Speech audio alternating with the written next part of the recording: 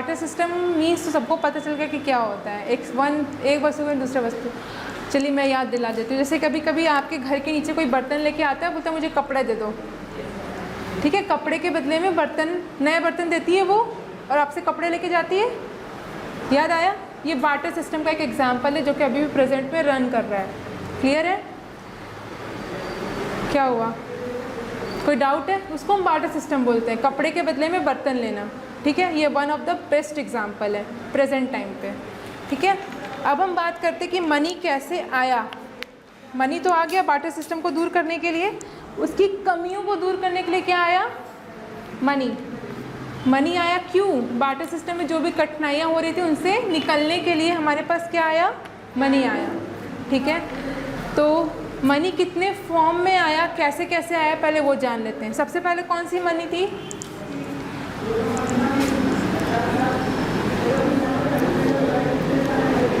Commodity as a money, commodity as a money work करती थी, ठीक है। उसके बाद कौन सा आया?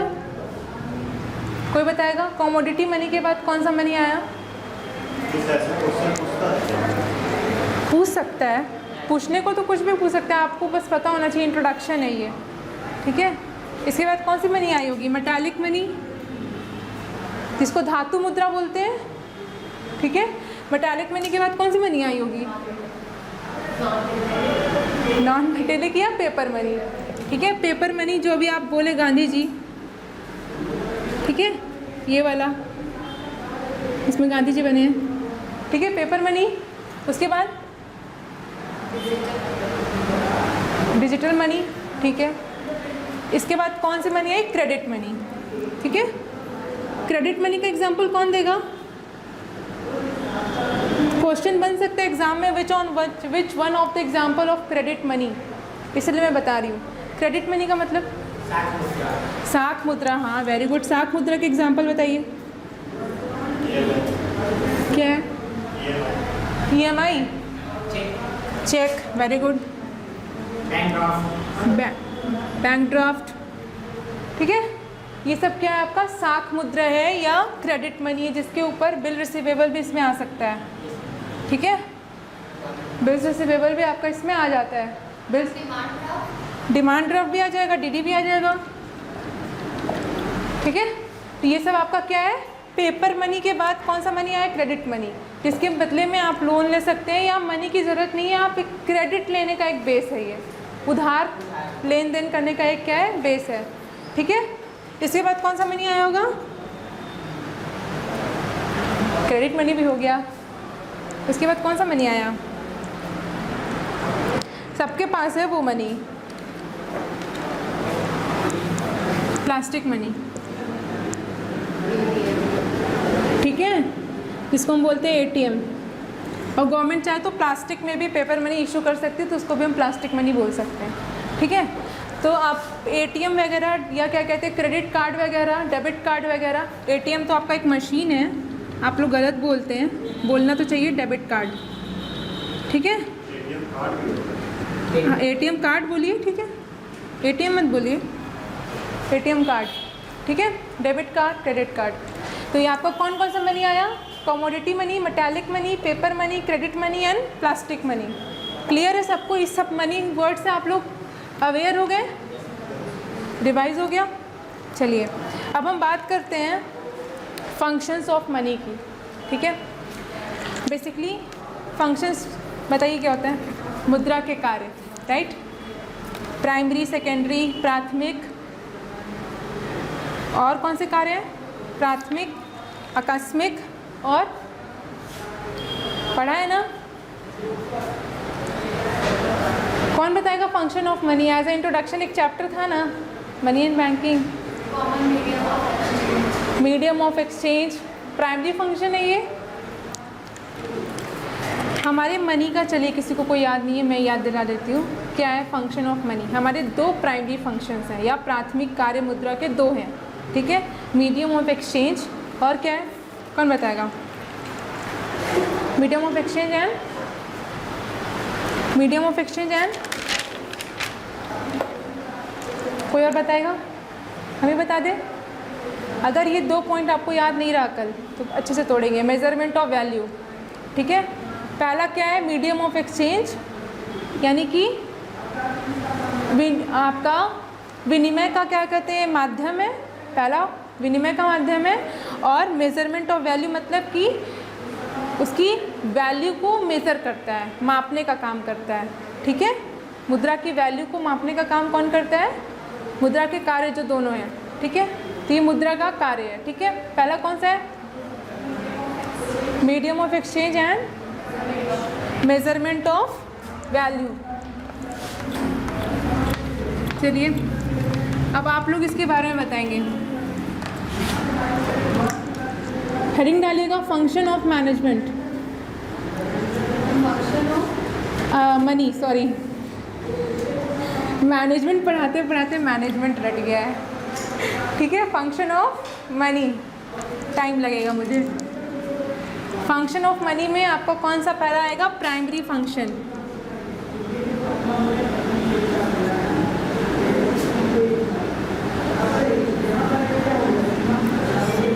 प्राइमरी फंक्शन में आपका पहला फंक्शन है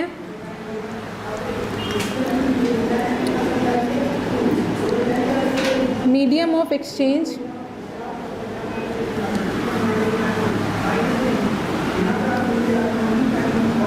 एंड सेकेंड फंक्शन है मेजरमेंट ऑफ वैल्यू।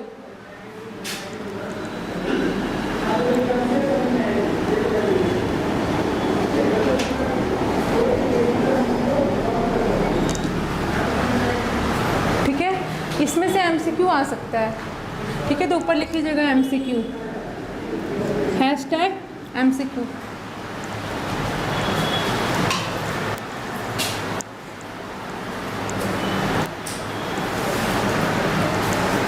और जिसको हिंदी में लिखना है वो लिख लेगा विनिमय का माध्यम।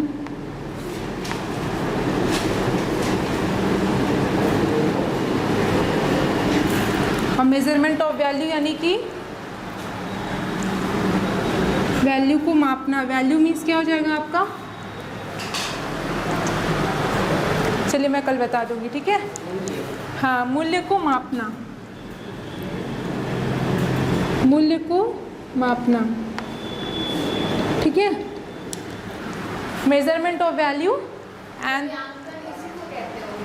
नहीं, मेजरमेंट ऑफ वैल्यू, मूल्यांकन अलग वर्ड है, मूल्यांकन मीन्स अलग हो गया, मूल्य का मापक, ठीक है। ये लिख सकते हैं मूल्य का मापक, ये ज़्यादा सूटेबल है। चलिए, मीडियम ऑफ एक्सचेंज का मतलब क्या है कि आपको कोई सामान चाहिए, ये कोई टॉय है, ठीक है, ये कोई टॉय है आपको चाहिए, लेकिन इसके बदले में आपको क्या देने होंगे, रुपीज़, ठीक है।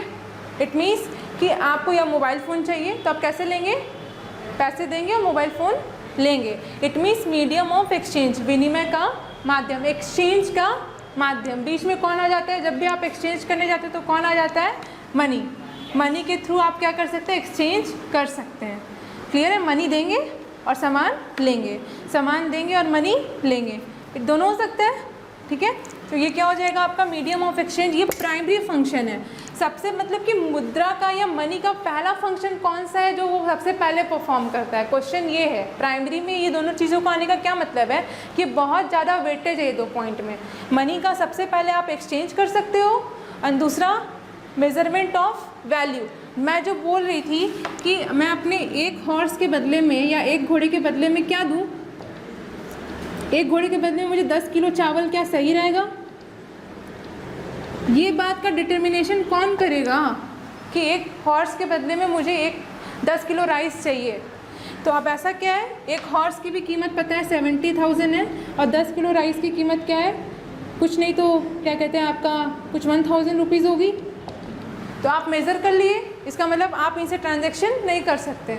मूल्य को मापना, चाहे वो सामान का हो चाहे पैसे का हो, आप माप सकते हैं मुद्रा के थ्रू या मनी के थ्रू। क्लियर है कि ये मूल्य को मापने का काम करता है। मूल्य को कैसे मापेंगे, यानी आपके पास जो सामान है उसकी वैल्यू कितनी है, तो आप मनी लेंगे और सामान देंगे। ऐसा नहीं करेंगे कि आप एक हॉर्स के बदले में 10 kg राइस देने के लिए रेडी हो जाएंगे, ठीक है, क्योंकि इसमें सेटिस्फैक्शन नहीं है दोनों पार्टी को। क्लियर है, ये 2 पॉइंट समझ में आया, कल पूछेंगे। कल आप लोग को बताना है, ठीक है, रिवाइज करके आइएगा। Measurement of value and medium of exchange. Option MCQ यह पूछेगा कि which is the primary function of money, ठीक है, इसका सेकेंडरी फंक्शन भी दे देगा, प्राइमरी फंक्शन भी दे देगा, आपको बताना रहेगा कि कौन सा प्राइमरी फंक्शन है। क्लियर? एक क्वेश्चन तो तय है इसमें से, फंक्शन ऑफ मनी से, ठीक है। चलिए अब हम बात करेंगे सेकेंडरी फंक्शन ऑफ मनी या मुद्रा के द्वितीयक कार्य। मैम दोनों क्लास आपकी है? नहीं सर की है, सर नहीं आते तब तक मैं ले लेती हूँ। हाँ ठीक है।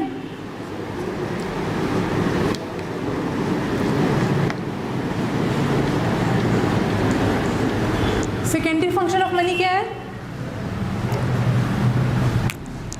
नहीं पता? सेकेंडरी फंक्शन ऑफ मनी मैं बता देती हूँ, ठीक है। जैसे मनी दो काम करती है प्राइमरी फंक्शन, वैसे ही मनी सेकेंडरी फंक्शंस भी कुछ परफॉर्म करती है, ठीक है। तो हम बेसिकली किसके बारे में बात करें? मनी के फंक्शंस के बारे में बात कर रहे हैं, ठीक है। चलिए तो मुद्रा के जो सेकंड फंक्शंस हैं हम उसके बारे में बात करें। सेकेंडरी फंक्शंस हमारे कौन कौन से हैं? आपको कुछ याद है? सब गोल गोल हो गया? 11th में पढ़े थे? अच्छा चलिए मैं बताती हूँ। सबसे पहले लिख लीजिएगा standard for deferred payment. Standard for deferred payment, ठीक है। दूसरा आपका क्या है? Store of value.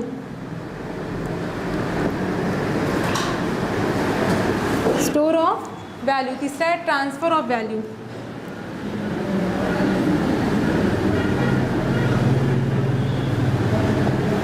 Secondary function is standard for deferred payment, store of value and transfer of value. लिख लीजिए तो फिर बताइएगा।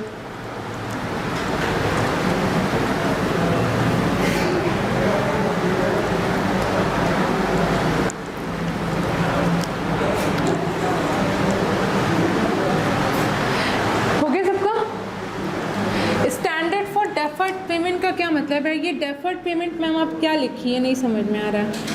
सही बोल रहे हैं, डेफर्ड पेमेंट ही नहीं समझ में आ रहा है। स्टैंडर्ड तो 2 दिन से पढ़ रहे हैं, बजटरी स्टैंडर्ड स्टैंडर्ड क्या क्या हो रहा है, ठीक है। ये नहीं समझ में आ रहा है मैम डेफर्ड पेमेंट क्या है। डेफर्ड पेमेंट का मतलब क्या है? बेसिकली वन वर्ड आंसर है फ्यूचर पेमेंट,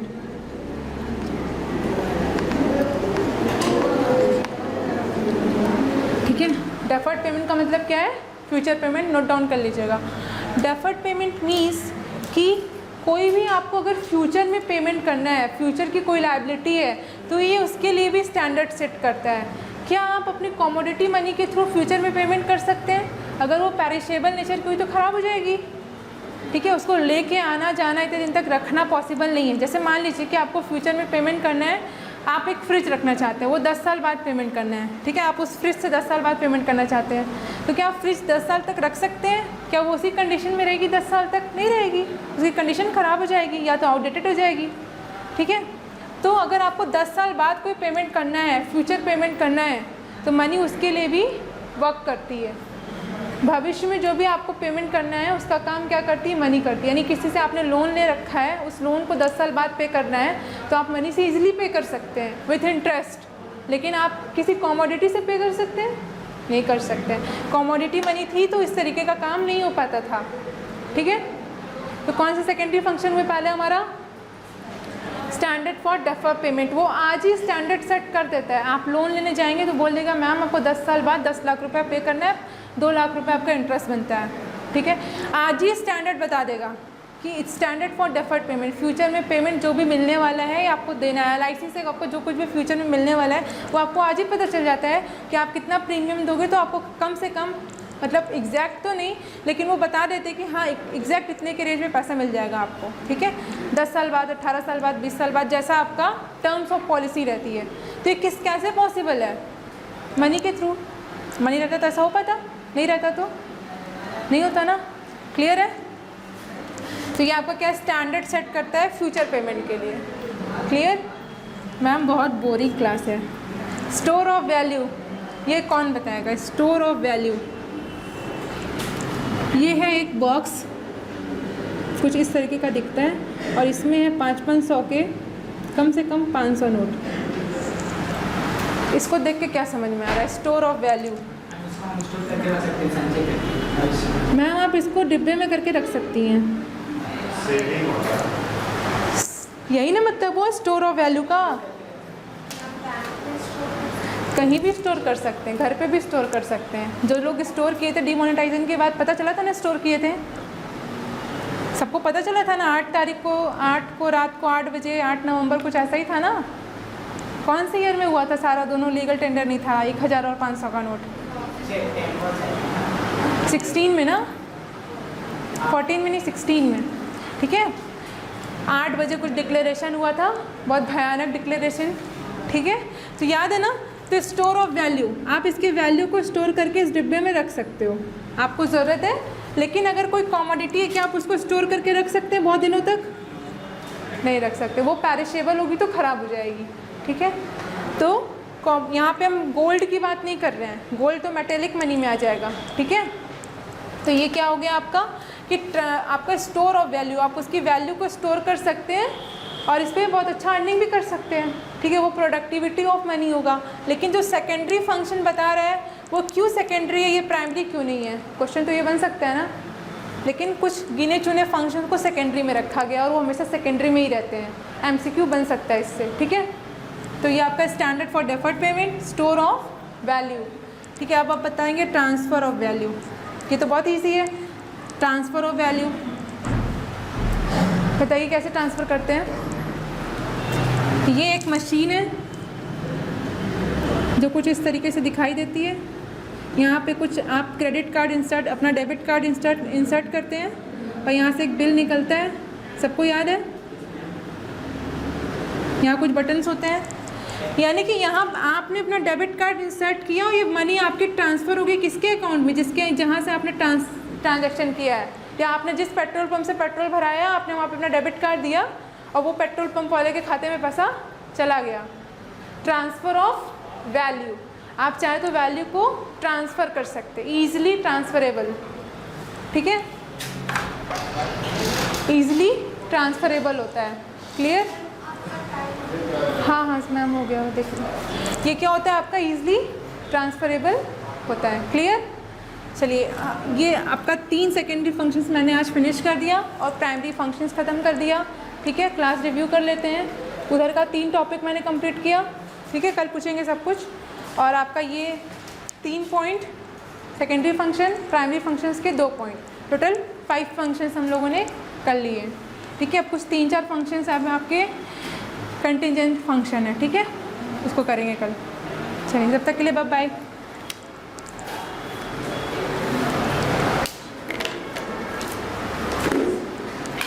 हाँ, सबको क्लियर हुआ ना क्लास में सब कुछ?